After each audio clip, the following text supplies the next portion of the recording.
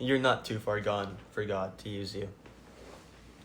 I was reading Acts, and the story of Paul really appealed to me because it relates to this message of being too far gone, for being too dirty for God to use you.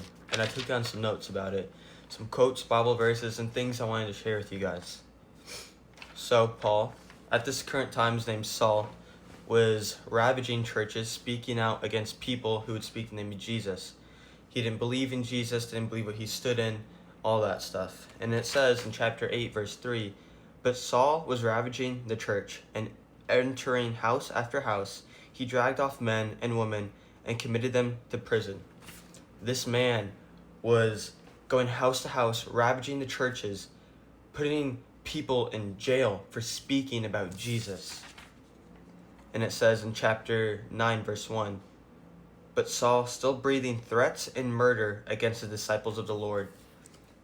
Continuous. He's now not just going after the people, but going against the disciples, the apostles, all of that. Going against people who stand for Jesus. Not just putting them in jail, but threatening them and murdering them. And one time on his way to Damascus to ravage another church, in chapter 9, verse 3, it says, "A light from heaven shone around him, and Paul went blind." And he dropped to the ground, and then he encountered Jesus at this very moment. And Jesus was saying, "Why do you persecute me?" And this is Paul now face to face with the man that he's persecuting people over. A really shock to reality. And then Paul is now blind. His eyes are open, but he cannot see. And God gives this vision to a man named Ananias.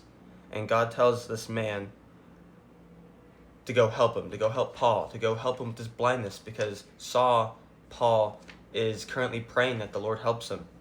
And in chapter 9, verse 13, Ananias says, "I have heard of this man, how much evil he has done to your saints in Jerusalem."